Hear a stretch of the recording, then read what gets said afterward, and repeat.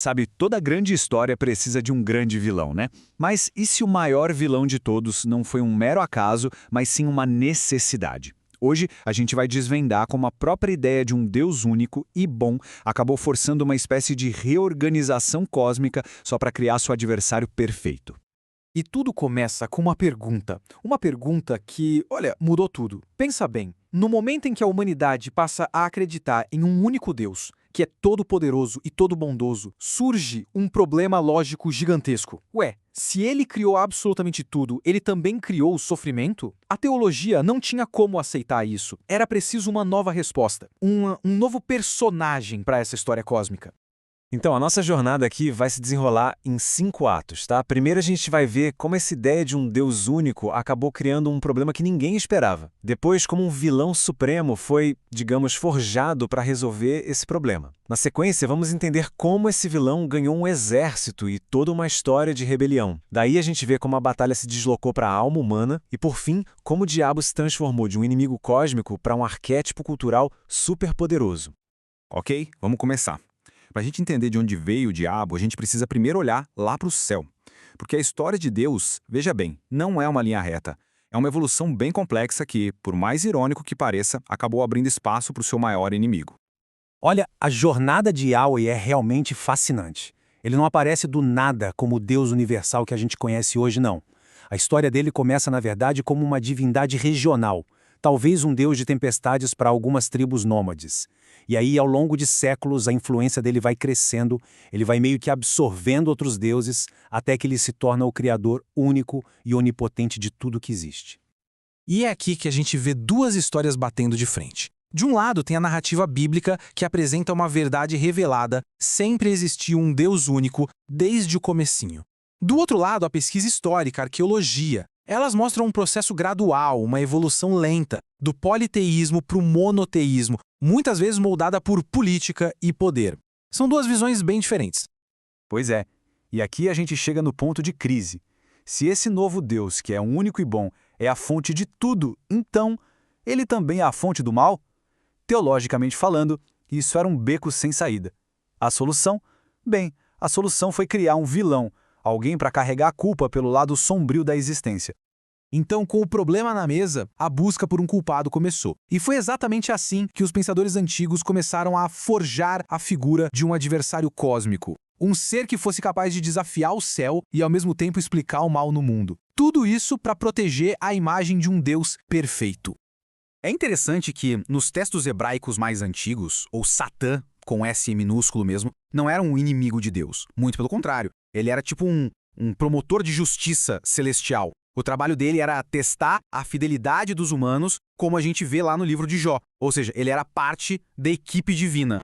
Mas esse conceito de adversário não ficou parado no tempo, né? O que a gente vê é que 3 grandes religiões abraâmicas pegaram essa ideia inicial e, bom, a transformaram completamente. O que era um funcionário divino lá no judaísmo antigo vira um anjo rebelde no cristianismo e um djinn arrogante no islamismo. Cada versão foi sendo moldada para se encaixar numa teologia específica sobre a origem do mal. Mas um vilão sozinho não era o suficiente. O drama cósmico precisava de mais. Precisava de um exército e de uma história de fundo bem mais rica para explicar como o mal realmente entrou no mundo em grande escala.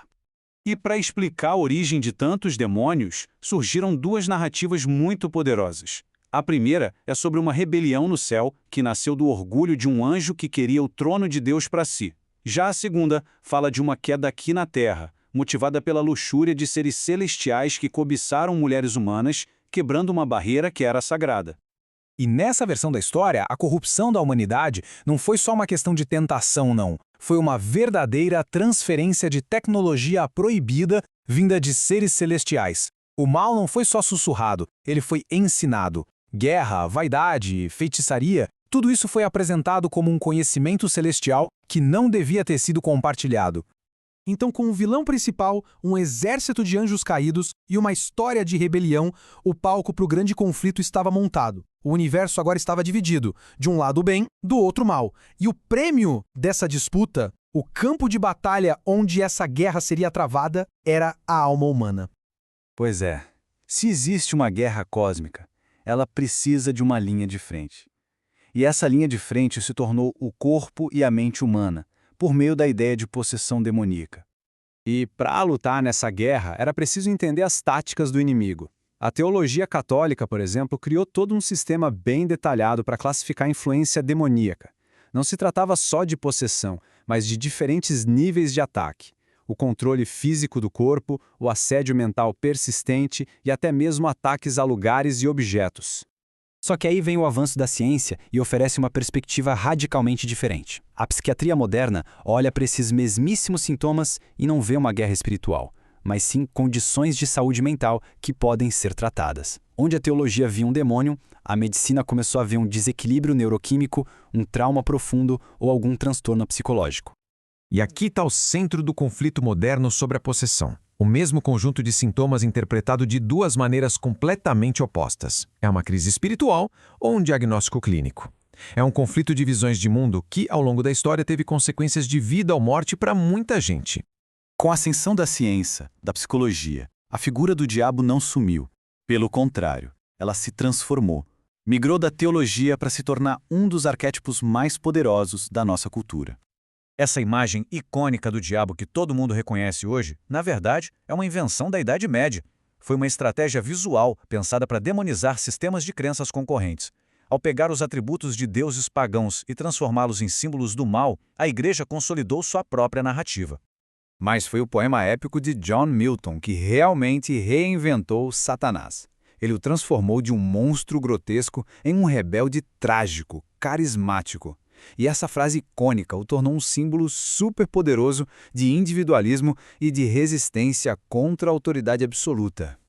Na era moderna, o diabo vira um arquétipo da nossa própria escuridão interior. Sabe? Ele é a sombra de Jung, o nosso ego ambicioso, é o espírito de rebelião.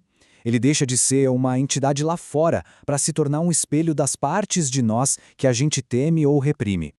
No fim das contas, o que começou como um ajuste teológico, uma solução para um problema, se tornou parte fundamental do nosso DNA cultural. Moldou tudo, desde os julgamentos das bruxas até o rock and roll. A solução para um problema antigo acabou definindo grande parte da nossa história. Ao final desta jornada toda, a história da evolução do diabo nos deixa com uma pergunta bem inquietante. Será que ele foi criado não por um erro, mas por necessidade? Talvez a gente precise de um adversário cósmico para dar forma aos nossos medos, para definir os limites do bem e, no fim das contas, para nos entendermos melhor?